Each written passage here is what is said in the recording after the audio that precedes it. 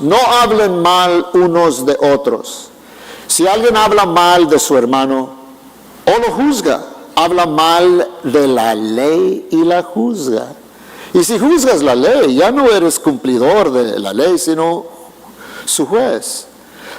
No hay más que un solo legislador y juez, aquel que puede salvar y destruir. ¿Y quién es aquel? Dios. Tú, en cambio, ¿quién eres para juzgar a tu prójimo? Ahora escuchen esto. Ustedes que dicen hoy y mañana, y estos siguientes versículos del 13 al 17, yo me adelanté en el libro de Santiago por los desastres que han sucedido, porque a veces nosotros presumimos muchas cosas y que podemos controlar y atar muchas cosas, y en fin, Dios tiene el control, ¿verdad? Y ahora ustedes que dicen hoy o mañana iremos a tal o cual ciudad, pasaremos ahí un año, haremos negocios y ganaremos dinero, y eso ni siquiera saben qué sucederá mañana. ¿Qué es su vida? Ustedes son como una niebla que aparece por un momento y luego se desvanece. Más bien debieran decir: si el Señor quiere, léalo conmigo, si el Señor quiere, viviremos y haremos esto o aquello. Yo termino. Pero ahora se jactan en sus fanfarronerías. Toda esta jactancia es mala, así que comete pecado todo el que sabe hacer el bien y no lo hace. Esta es la palabra bendita de nuestro Dios. Padre, te damos gracias por tu palabra. Ayúdame a compartirla con unción, porque, Señor, yo puedo hablar y explicar y hacer todos estos planes, pero al fin y al cabo, tú has dicho que el Espíritu Santo es nuestro Maestro y nos enseña. Abre nuestra mente. Ora conmigo, repite esta oración. Señor Jesús, aquí estoy en tu presencia, con mi mente y mi corazón abierto para recibir tu palabra. Tu palabra me santifica y es poderosa. En el nombre de Jesucristo la recibo. Y todos dicen amén. Amén. Pueden sentarse. Les voy a contar una historia que sucedió aquí en la escuela, en Keys Park Academy, hace muchos años. Ustedes saben que Armida es la fundadora de esta escuela que hemos tenido aquí como por, 30, 40 años tal vez. No hice la suma. Y durante casi todo este tiempo Armida ha sido la directora, como decía mi papá, la mera cachetona de la escuela.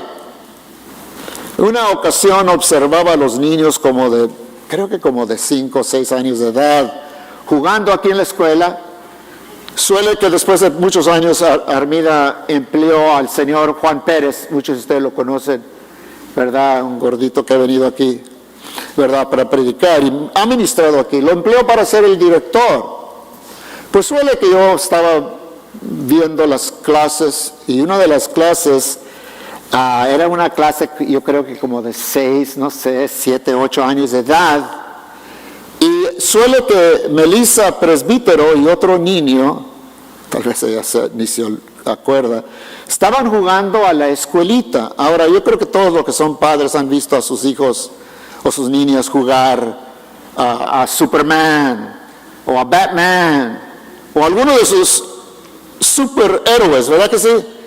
Y ellos estaban jugando a la escuelita, y uno de los niños, el otro niño con que estaba jugando a la escuelita, le dice a Melissa, que está aquí, ¿verdad?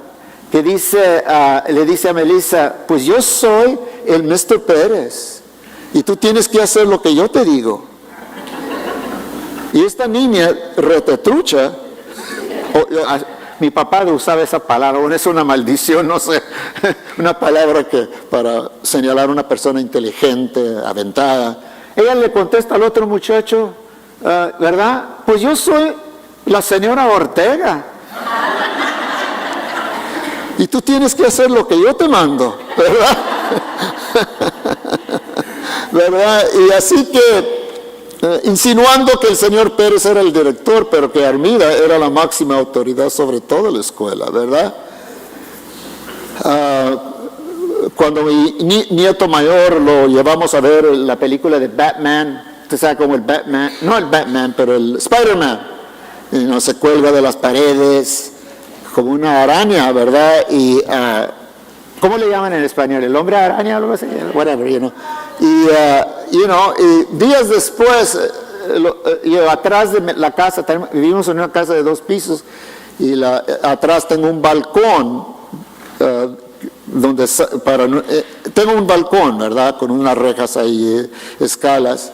Estábamos en la yarda de atrás, haciendo no me acuerdo qué, cuando de repente vemos a Ethan colgado de afuera de los escalones y el barandal, diciendo, I'm Batman. Y, oh my God, vas a morirte. Nos parece chistoso, nos parece divertido y humorístico al ver los niños jugando algún rol de superhéroe. Pero también nosotros los adultos, ¿verdad? A veces es muy común nosotros jugar tratando de ser alguien que no somos. Y Santiago aquí en la escritura que acabo de leer nos introduce al juego más comúnmente jugado entre nosotros de entonces. Y este juego es jugar a ser Dios. Somos hijos de Dios, pero no somos de Dios, ¿verdad? Y no es difícil comprender o averiguar por qué estamos tan ansiosos por jugar este juego. Pero sabemos que el libro de Génesis, primer libro de la Biblia, nos enseña que desde que Satanás manipuló sutilmente a Eva y a Adán a jugar su juego de rebelión y desobediencia, ¿verdad? Porque ¿cuál fue lo que al fin se le cayó? ¿Cómo dicen en español? Se le cayó el quarter, se le cayó la peseta, ¿verdad? Como que se le prendió el foco a Eva.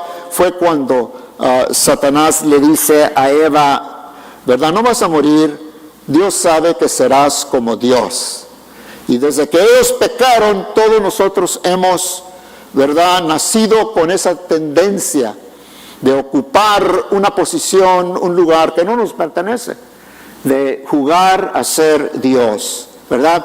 Y Santiago nos muestra varias maneras que nosotros jugamos ser Dios. Por ejemplo, número 1, Santiago nos enseña que hablar mal de los hermanos o de cualquiera persona es jugar a ser Dios. En una palabra, y pueden leerla, pueden escribirla ahí, chismeando. El chisme, todos digan el chisme.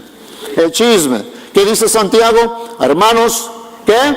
No hablen mal unos de otros. Un chismoso es alguien que le saca secretos a la gente, tal vez en confianza, acerca de ellos mismos y de sus familias, y luego va repitiéndolos. Un chismoso, ¿verdad? Y la Biblia, ¿verdad?, está repleta de versículos en los cuales Dios prohíbe el chisme, la calumnia, el difamar.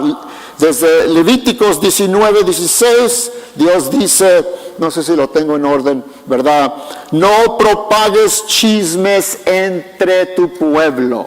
No propagues chismes entre tu pueblo. En el libro de Proverbios hay un gran número de versículos que nos advierten de este gran pecado. Hablar mal de la gente, hablar mal de mis hermanos. Dice Proverbios 16:28, el perverso provoca contiendas. Y si lo tiene, léalo conmigo. El chismoso divide a los buenos amigos. No hay otro pecado que ha causado más división, más contienda entre familiares, entre amigos y especialmente en la iglesia, como el chisme, ¿verdad? El chisme. Me acuerdo que el otro día estaba viendo Facebook y salió la noticia que Ricky Martin, algunos de ustedes tal vez es su favorito cantante, Ricky Martin, no sé, saben de quién hablo, ¿verdad? Un cantante famoso, la canción. Anyway, Ricky Martin se va a casar.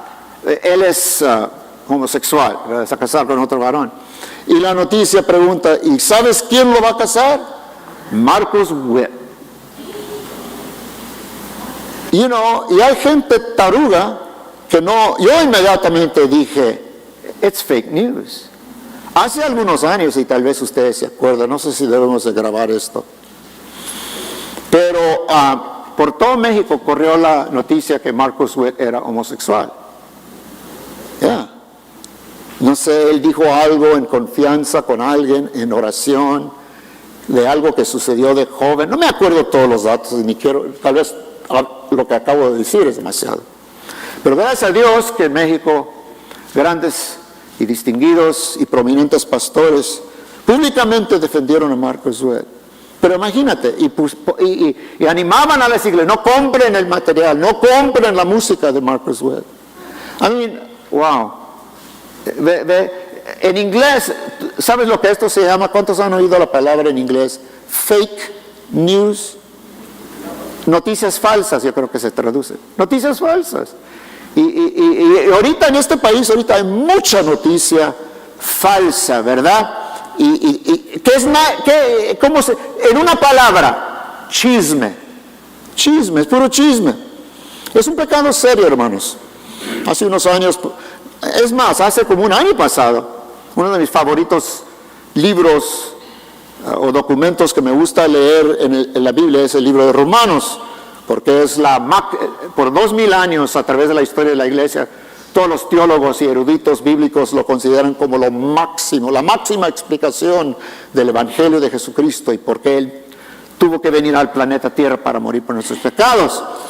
Pero en el primer capítulo, versículos 18 en adelante, Pablo revela y nos describe la naturaleza pecaminosa de la raza humana y la anarquía y la independencia de la raza humana, declarando cómo Dios derramó y está derramando su ira sobre aquellos que, y usa las palabras, rehusaron reconocer a Dios, rehusaron adorarlo como Dios, y por lo tanto Dios los abandona, ¿verdad? Los abandona, ¿verdad? Los entregó a sus mentes reprobadas. Déjame decirte, ese es uno de los castigos, oh my God, es uno de los peores castigos que una persona puede caer bajo, que Dios dice, ok. Como el hijo pródigo, ustedes saben la historia, el hijo va y le pide la herencia. ¿Y qué hace el padre? No te la voy a dar, tonto, no seas tonto. Se la entrega, lo entregó, lo abandonó a sus deseos, gracias a Dios. Eso no quiere decir que ya no hay, no se asusten mucho, asústense un poquito. Pero ya, porque déjame decirte, una de las faltas de la iglesia moderna, a lo menos americana, es la escasez del temor a Dios. You know, God is my buddy, God is my friend, God is my... You know, muchas de las iglesias, a lo menos americanas, las hispanas no tanto. Anyway, la estoy diciendo muy larga aquí. La cosa es que Dios los entregó. Y fíjate cómo dice, no sé si lo puedo leer todo, pero dice, a ver, no sé si lo tengo. Se llenaron de toda clase de perversión, pecado, avaricia, odio, envidia, homicidios. ¿Cuántos de ustedes creen que uno de los peores pecados sería o puede ser homicidio?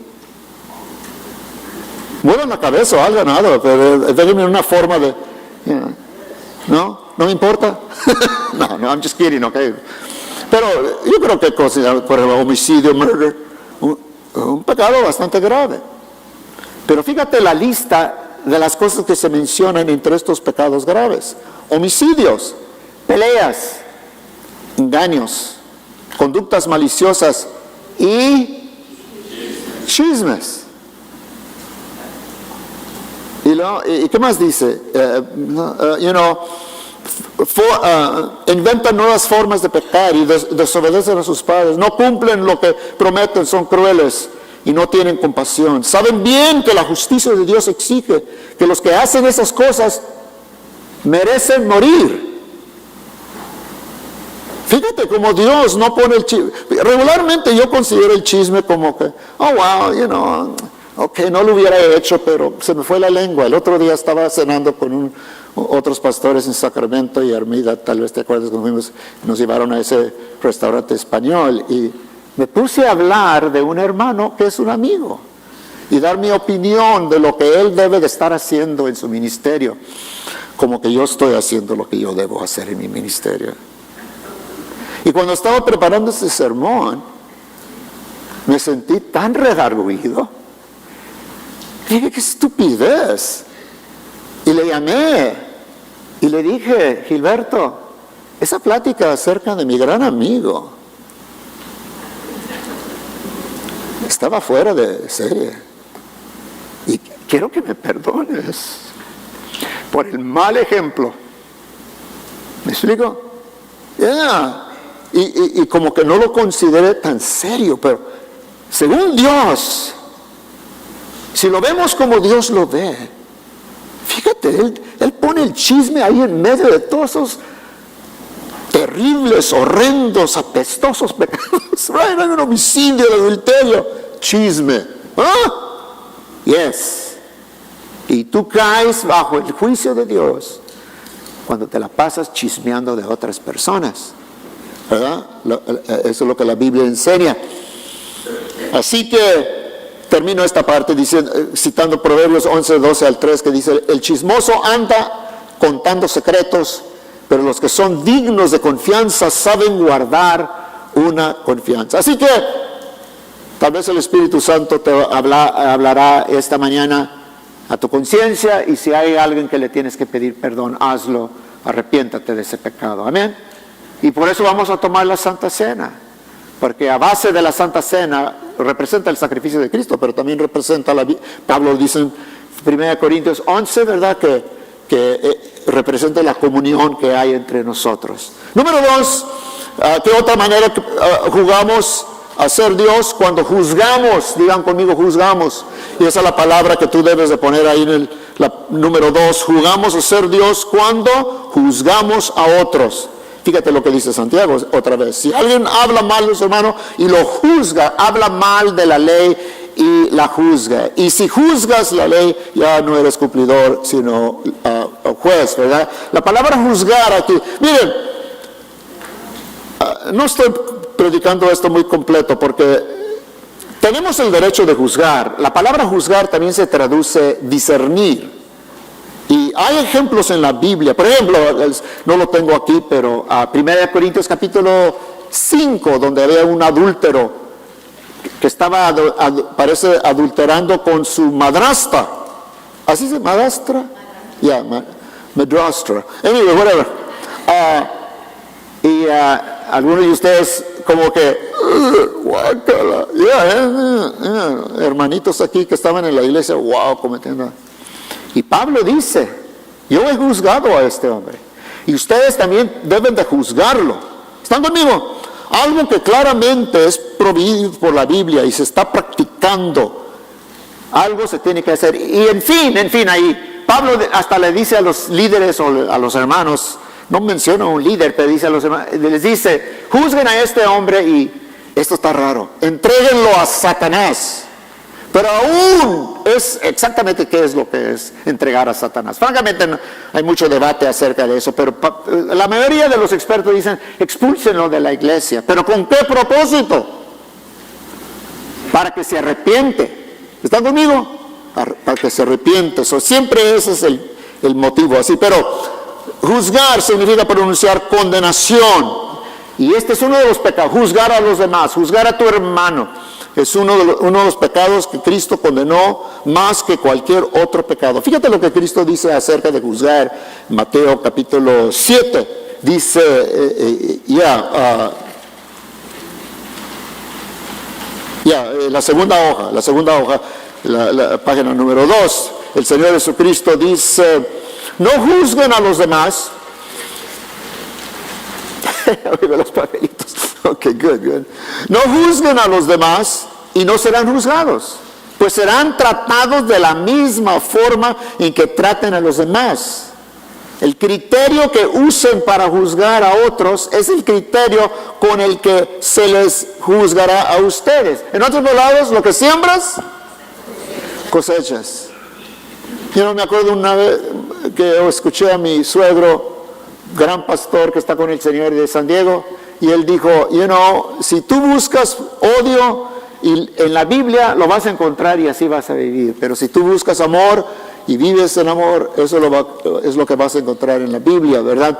Así que lo que siembras, en otras palabras, lo vas a cosechar. Sigue diciendo Jesucristo en el versículo 3, ¿y por qué te preocupas por la astilla en el ojo de tu amigo cuando tú tienes un tronco en el tuyo? Así hablaban los judíos, usaban estas exageraciones.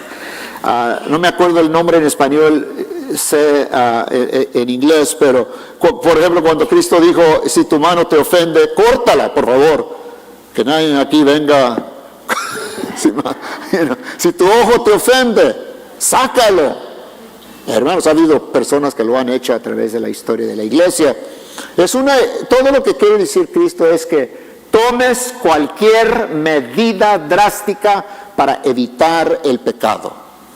Amén, amén. Estás ahí con el machete para cortar. Bueno, miren, estoy luchando con lujuria, estoy luchando con la mentira, con robar, me voy a cortar la mano. No, mejor arrepiéntete y pídele a Dios que te ayude a no hacerlo. ¿Cómo puedes pensar en decirle a tu amigo, déjame ayudarte a sacar la astilla de tu ojo, cuando tú no puedes ver más allá del tronco que está en tu propio ojo? Hipócrita. Primero quita el tronco de tu ojo, después verás lo suficientemente bien para ocuparte de la astilla en el ojo de tu amigo. Amén. Lo mismo que dice Pablo en Gálatas 6, ¿verdad? Que debemos de restaurar al que ha caído en pecado, ¿verdad? Con humildad. Y luego dice esta frase muy importante, considerándote a ti mismo, que tú mismo puedes caer en el mismo pecado. Amén.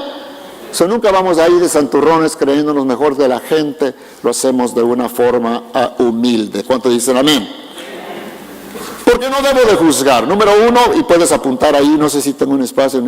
Porque no soy Dios, no soy Dios. Dilo, no soy, escríbelo, no soy Dios. Esa es la primera razón por la que los creyentes deben evitar jugar a este juego, es porque el que juzga presume tomar una posición de autoridad reservada solo para Dios. Dice Santiago, no hay más, dígalo conmigo, no hay más que un legislador y juez, aquel que puede salvar y destruir, ¿verdad?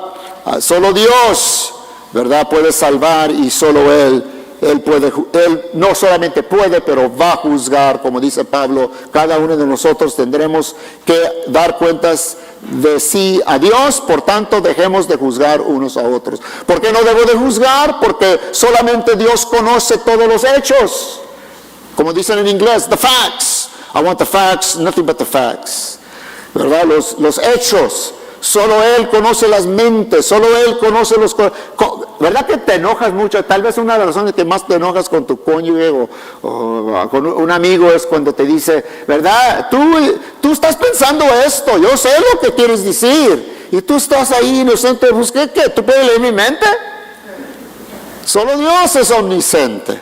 Solo Dios, omnisciente significa todo conocimiento. Solo Él conoce nuestro pasado detalladamente y nuestro futuro detalladamente. Nosotros no tenemos el derecho, ¿verdad? Solo Él conoce todos los hechos, todos los datos. Como dice Jeremías, dice, yo el Señor investigo todos los corazones y examino las intenciones secretas, y a todos les doy la debida recompensa según lo que merecen sus acciones.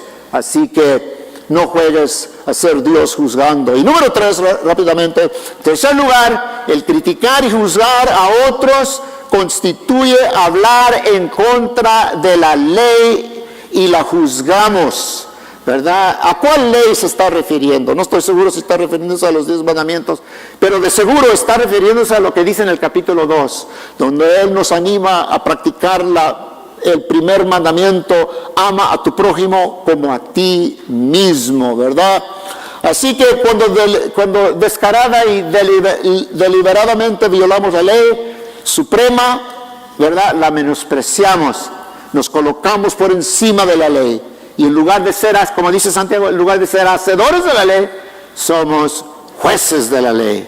Así que no debes de presumir, no debemos de presumir, tomar una posición de autoridad reservada solo para Dios. Para mí uno de los más tremendos ejemplos de esto, aparte de Jesucristo, amén, pero en el Antiguo Testamento la historia de José y cómo él perdonó a sus hermanos. Él rehusó juzgar y hablar mal de sus hermanos.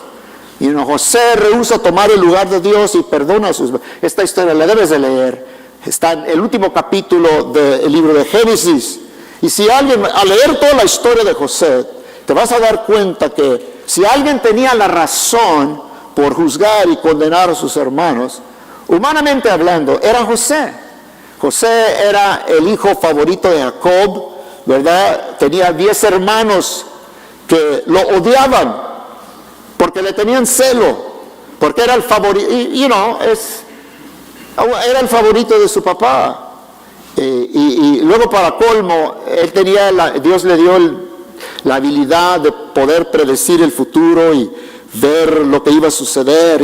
Y él les contaba a sus hermanos, un día en esencia, ¿verdad? Si saben la historia, en esencia él le decía a sus hermanos, un muchachito ahí mocoso, les dice a sus hermanos mayores, un día yo voy a reinar sobre ustedes. Ellos estaban hasta la gorra, como decía mi jefe, ¿verdad?, con esas palabras, y decidieron matarlo. Y un día cuando él llevaba algunos alimentos a sus hermanos, algo por el estilo, los hermanos lo vieron viniendo y dijeron, vamos a matar, let's kill him, matémoslo, ¿verdad? Y ya estaban listos para matarlo cuando Rubén le dice, esto es nuestra sangre, es nuestro carnal, y suele, que estaba, suele, right? Todas las cosas están bajo el control de Dios. Estaba pasando una caravana de ismaelitas y Rubén le dijo, miren, hay ismaelitas, ellos compran esclavos y los venden en Egipto, y decidieron vender a José como un esclavo. Y ahí en Egipto, quiero cuidarme de no hablar tanto de detalle, pero él fue comprado por un oficial del palacio del faraón, ¿verdad?, esclavo, pero Dios lo exaltó, porque él tenía, como dije, tenía gran sabiduría, podía prever el futuro, y él, ¿verdad?, le dijo al rey, el rey tuvo en fin, perdónenme que estoy hablando rápido, pero en fin, fue exaltado como el hombre segundo de autoridad en ese imperio de los egipcios, que era el imperio más fuerte en ese entonces. Ok, ¿están conmigo todavía? Si no, pues apúrense para que estén conmigo. Tenemos a José ya como de 30 y pico años de edad en el palacio, ¿verdad?, juntamente con el faraón. Era encargado de todo el país, ¿verdad? Y luego vino una grande hambre, escasez de alimentos. Jacob estaba en la tierra prometida, en Palestina, y él le dice a sus hermanos, miren, vamos a morirnos de hambre, vayan a Egipto y compren trigo. Y los 10 hermanos van a Egipto, entran al palacio, humildes, con cabizbajo, y le piden al segundo mero cachetón de Egipto, véndenos trigo. Y José los ve y los reconoció. Ellos no lo reconocieron, se fue de mocosillo cuando fue vendido a Egipto. Ahora está fornido, guapo, tal vez barba, no estoy seguro, y luego con sus, total, para ver si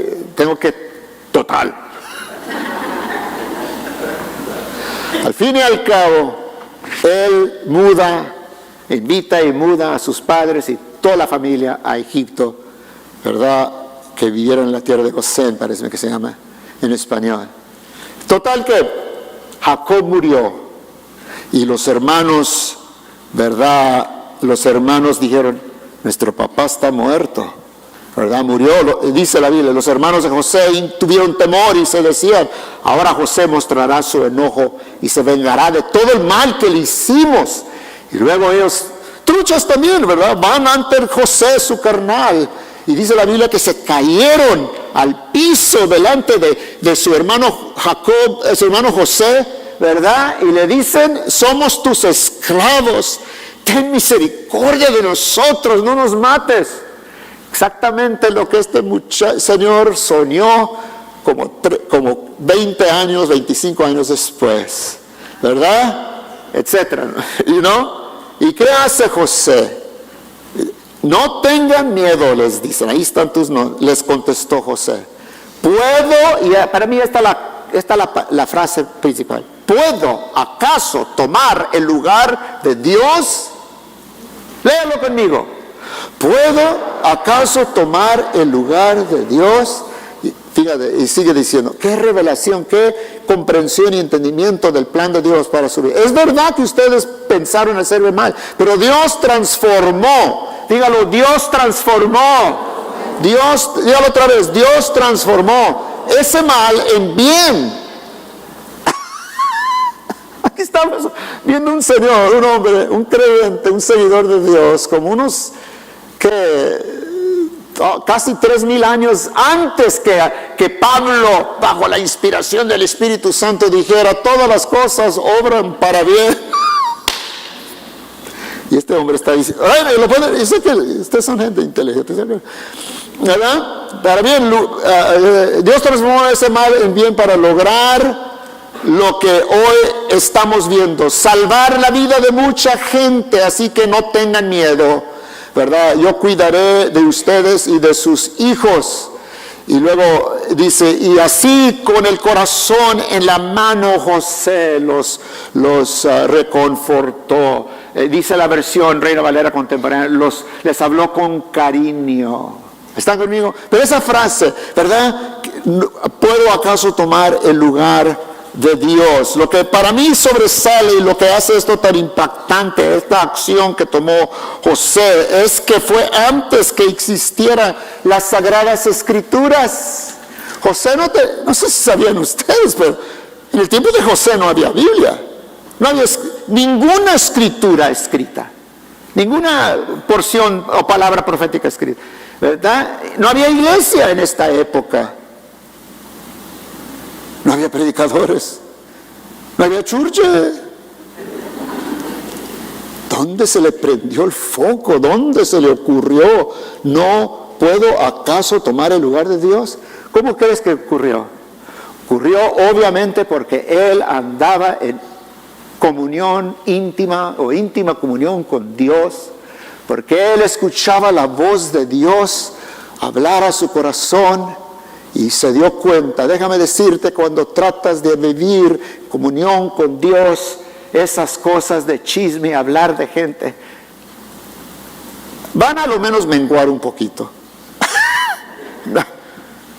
Bueno, a lo menos yo tengo que decir eso porque les acabo de confesar que yo cometí este pecado hace unos días pasados. Pero gracias a Dios que somos salvos por la gracia de Dios. Y déjenme decir, ¿creen ustedes que fue fácil para mí? No fue fácil. Luché por 2 días con eso. Tal vez lo puedo. Tal vez no, yo creo que mi primo me comprende, o mi sobrino me... No es para tanto. Bla, bla, bla.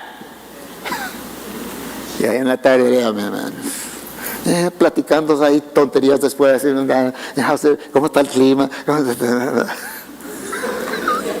Es difícil humillarnos. A lo menos para mí. Mejor humillarnos y hacer lo que Dios quiere para nosotros. Amén. La Biblia dice que si andamos en luz, como Él está en luz, tenemos una gloriosa comunión entre nosotros. ¿Están conmigo? En otras palabras, tu relación con Dios, tu relación con los demás, debe de ser una reflexión de tu relación con Dios. ¿Están conmigo? No podemos estar enojados con Dios y luego, ¿verdad?, y amar a los demás. Anyway. Todos dicen amén, whatever. Ok. Además, ¿verdad? Santiago dice al fin, wow, qué palabras tan fuertes. Tú, todos digan tú, todos digan yo. Porque si Santiago estuviera diciendo esto ahorita, él estuviera diciendo, tú, y tu lugar es decir, ¿yo? No, yo, ¿verdad? Yo en cambio, y tú en cambio, ¿quién eres? ¿Quién eres? Ay, cómo somos creídos, ay, cómo soy creído, ¿verdad que sí? Oh, ¿quién eres para juzgar a tu prójimo? ¿Verdad? Número 2, jugando a ser Dios, también podemos jugar a ser Dios contigo mismo. ¿Y cómo hacemos esto? Imaginándonos que nosotros somos nuestra propia autoridad final. Y tal vez esta es la forma de juego a ser Dios, la versión más peligrosa, ¿verdad? Más dañosa para nuestra vida espiritual. Imaginarte, ¿verdad?, que a ti mismo como que tú eres tu propia autoridad final, que no necesitas dar ningún reconocimiento, rendir cuentas a Dios o a nadie más, ¿verdad? Te conviertes en un controlador de tu destino. No sé si hay, tal vez para los chavos aquí, para los que acaban de graduarse de la high school o de la universidad, ¿verdad? Pero hay un famoso poema titulado Invictus, donde el autor William Henley termina con esta declaración. El poema trata de un hombre que confronta problemas y desastres, y aunque está sangriento y tocateado, ¿verdad?, permanece de pie, y debemos de valorar eso, no me malinterprete, pero esta última frase que él dice, en inglés dice, I am the master of my fate, I am the captain of my soul. En español, yo soy el señor de mi destino y soy el capitán de mi alma. ¿De veras? Sí. Cuando no tienes a Cristo en tu vida, es más, ser cristiano básicamente es renunciar a esa clase de actitud y decir, ¿qué dice Pablo en Romanos 10:9? Si dices con tu boca, Jesús es qué? Señor. Perdone que les hablo. No estoy regañando, pero ese es el inicio. Ese es el paso inicial de ser cristiano. Decir que Jesús es Señor. De acuerdo cuando mi mamá criticaba a mi sobrino, ¿sobrino? No, sobrino. Yeah, sobrino. Whatever. El hijo de mi hermana que estaba viviendo con Yesenia sin casarse. Y luego comenzaron a tener hijos. Y mi mamá cada vez que venía les daba carrito. Necesitan casarse. Y yo le decía a mi mamá, el problema no es que se necesitan casar. El problema aquí es que necesitan decir, Jesús es mi Señor. Jesús es mi jefe. Jesús es mi capitán. Jesús es mi rey. Jesús es el que tiene el mando. Y a veces usa el palo. Porque no sabe. Right? Y cuando hagas esa decisión, ahí se comienza a resolver cualquier otro problema que tú tienes. Amén. ¿Cuánto dice amén a eso? ¿Verdad que sí? Es muy lógico. Así que, y esto es lo que Santiago infiere al decir, ahora escuchen esto ustedes que dicen, hoy, mañana iremos a tal y cual ciudad, pasaremos ahí un año, haremos negocios y ganaremos. En otras palabras, todo, hablando, fíjense, a ver si la puedo hacer más, fíjense que ninguna mención de Dios, yo haré, yo negociaré, yo ganaré, aleluya, porque soy hijo del rey, porque yo. ¿Cuántos han leído el libro famosísimo? Tal vez uno de los más famosos libros en la historia de la humanidad. No estoy exagerando, se ha vendido ya como 40 millones de copias, ¿verdad? Y se ha traducido, parece que en 60 y pico idiomas. Una vida con propósito. Si no has leído ese libro, yo no sé cómo eres salvo. No, estoy jugando, estoy vacilando. Pero ¿cuál es la primera frase de ese libro? La primera sentencia o oración. No se trata de ti. No se trata, algo así, ¿verdad? It's not about you. Y todo el resto del libro se trata que nuestra vida cristiana se trata de ¿quién? Se trata de Dios y Jesucristo. Y el hecho que tratamos de vivir conforme a sus propósitos, vivir para su gloria, vivir un estilo de vida que lo glorifica, que trae honra a Él. Amén. Amén. No les voy a contar todo el libro, pero eso es lo que dice, ¿verdad? Santiago no está criticando la planificación o la organización. Debemos de tratar planear, ¿verdad? El libro de Proverbios, no tengo tiempo para citarte estos libros. El libro de Proverbios constantemente dice, hagan planes, los sabios hacen planes para lo que van a llevar a cabo, ¿verdad? Y debemos de vivir sabiamente. Pero lo debes hacer, ¿verdad? Teniendo en vista y presente la voluntad de Dios. Lo que Santiago está condenando, en unas cuantas palabras, es esa mentalidad mundana que presume o presuntuosamente planea como si Dios no existiera. ¿Y qué es la respuesta para esta clase de mentalidad? Y a veces pasa aún con nosotros los cristianos. Uno de mis favoritos versos, Proverbios 3, 5 al 6, léalo conmigo si lo tiene. Confía, 1, 2, 3. Confía en el Señor con todo tu corazón, no dependas de tu propio entendimiento, busca su voluntad en todo lo que hagas. ¿Y qué es el resultado? Y Él te mostrará cuál camino tomar, ¿verdad? ¿Y por qué Santiago nos da varias razones por las cuales nunca podemos ganar jugando a ser Dios en nuestras propias vidas? Número 1, las circunstancias del mañana son totalmente inciertas. Hermanos, el día de mañana es incierto.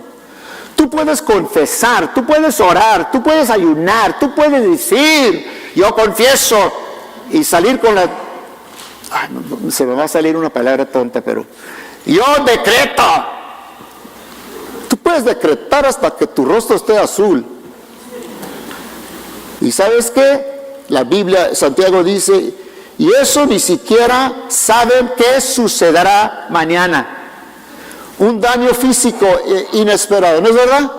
El otro día, yo que me creo tan fuerte, soy tan orgulloso y presumido porque tengo 73 años de edad y me he echado de aviones con parachute y voy surfing cuando a veces voy a California y ando en bicicleta y ando 3 millas, casi 3 millas por día, y no nomás andando, levantando pesas. Gloria, y a veces hago el humilde, y es verdad, gracias a Dios que todavía tengo fuerzas, pero el otro día estaba moviendo una máquina, mi cafetera. ¿Han visto mi cafetera grandota que tengo de ser expreso? Y pensé que la podía levantar para ponerla en el diablito, y que la levanto y doy vuelta y oí algo tronar. Oh my God. No, ni pude divertirme en todo lo que quería cuando fui al crucero, porque ahí también tiene una especie de surfing, y tengo que ver mis nietos ahí surfing, ahí presumiendo, y yo nomás viéndolos, porque dije, caramba, no me quiero caer y lastimarme más. Cosas inesperadas suceden. Amén. La muerte repentina de un cónyuge, un amigo. Amén. Mi hermano, caramba, ¿quién es? Todavía. El otro día lo visité su viuda,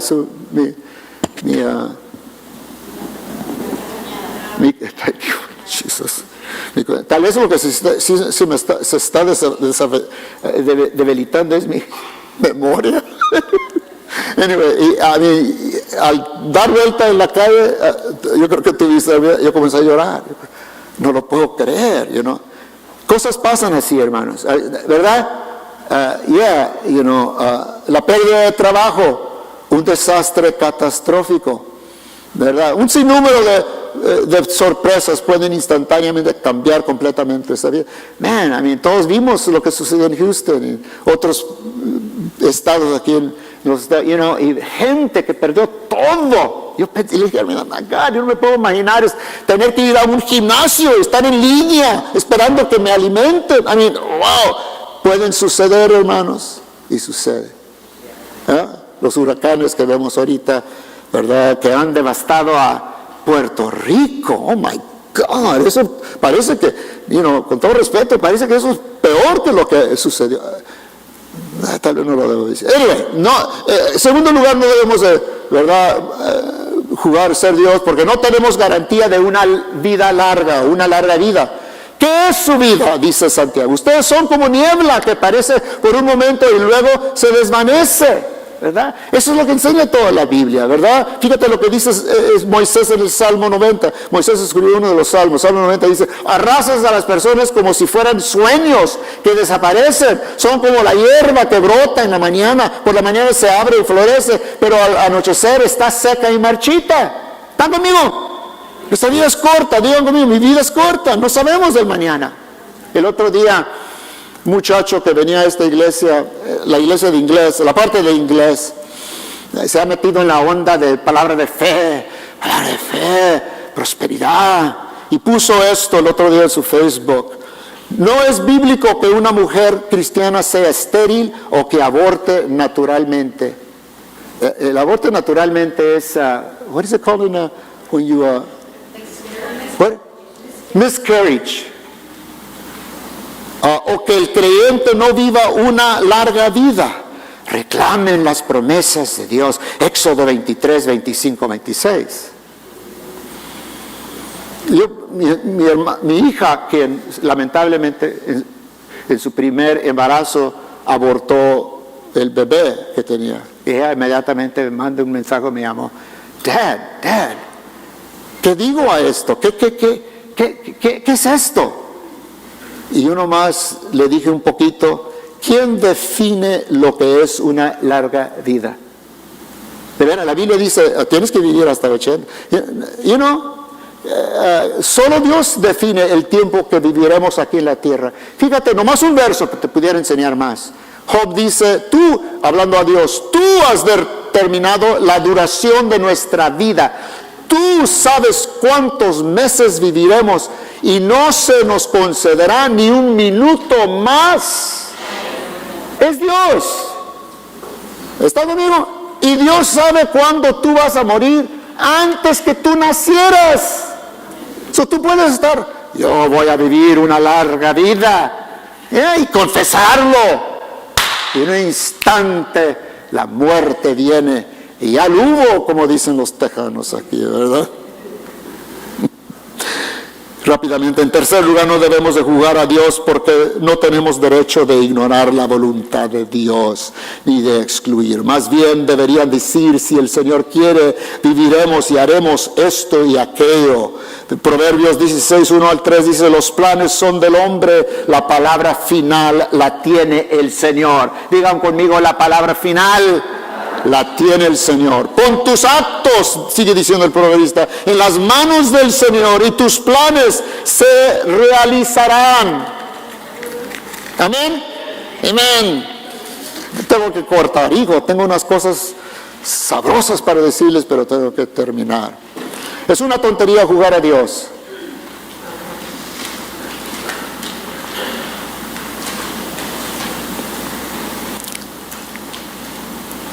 No sé si y espero que te hayas... ¿Está conmigo todavía? Espero que te hayas fijado que todo lo que Santiago enseña va en contra de la doctrina de la palabra de fe. La enseñanza que nosotros podemos cambiar las circunstancias con el hablar y pronunciar palabras de fe. No estoy hablando, y no estoy diciendo que no debemos hablar fe. Caramba, hermanos, ¿están conmigo? Sí, debemos de hablar palabra de fe. Pero ¿sabes lo que la palabra de fe cambia y transforma? ¿Qué es lo que transforma y hace? ¿Qué milagro tan grande hace la palabra de fe cuando la hablamos? Cambia nuestro corazón, cambia nuestra actitud. Nos ayuda a decir, como dijo el apóstol Pablo: sé vivir en escasez y sé vivir en abundancia. Todo lo puedo en Cristo que me fortalece.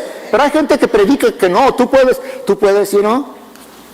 Fíjense de este video, no sé, can we get it on fast?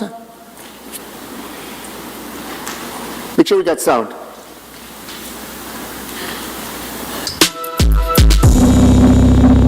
se está expandiendo por toda América Latina y Estados Unidos. La falsa enseñanza de que los cristianos tienen la misma autoridad de Dios para decretar sobre la naturaleza, los huracanes y sobre los ángeles. Durante esta temporada de huracanes y tormentas, varias figuras del movimiento de la prosperidad y del falso movimiento de apóstoles y profetas han hecho decretos para ordenar a los huracanes que se desintegren. Pero, como todos ya sabemos, estos decretos ninguno sirvió para nada. Y tomamos la autoridad en tu santo nombre y le ordenamos a Irma que en este momento se empieza a debilitar.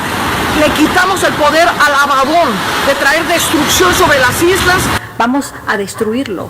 Vamos a decirle: huracán Irma, te deshago por la autoridad que tengo de Jesús en mí. Otros apóstoles que también decretaron sobre el huracán Irma fueron Rudy Gracia y el famoso apóstol Guillermo Maldonado. Pero nada sucedió cuando ordenaron al huracán que desapareciera. Como todos ya sabemos, estos decretos ninguno sirvió para nada. El huracán Irma nunca se detuvo y causó grandes daños. Ok, luces.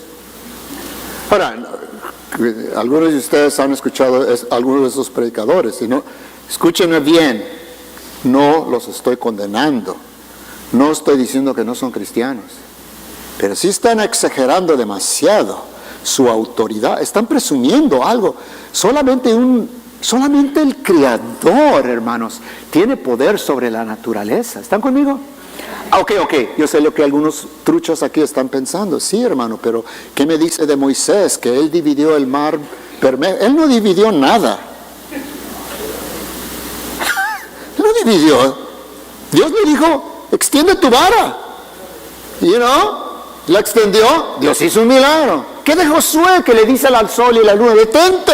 Él habló y controló. Él no controló la naturaleza. O cuando llegaron al río Jordán y se partió el río.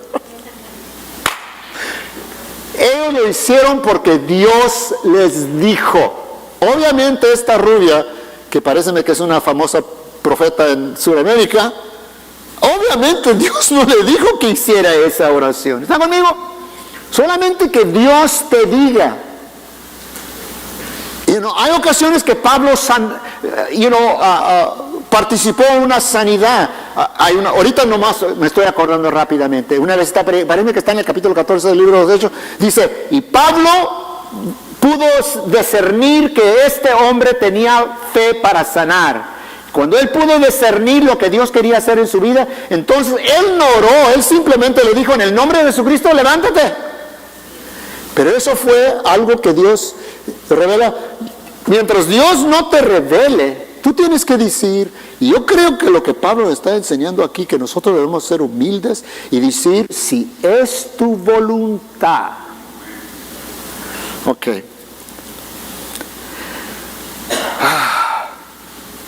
Es una fanfarronía. Anyway. Ok, ya voy a terminar. Ya terminé. Vi el reloj me dice que termine. Pero nomás déjame leerte el último verso de esta enseñanza que dice, ¿verdad? Recuerden que es pecado saber lo que debe hacer y luego no hacerla. Así que ¿cómo gano victoria sobre esto? Pasan los músicos, ¿verdad? Debes empezar a hacer, debes saber lo que es correcto hacer. Evalúa tu vida, cueste lo que cueste, a la luz de la verdad de la palabra de Dios. Y luego, en segundo lugar, debes empezar a hacer lo correcto, ¿verdad? Humillarte ante Dios y pedirle que te ayude. Póngase de pie conmigo mientras pasa.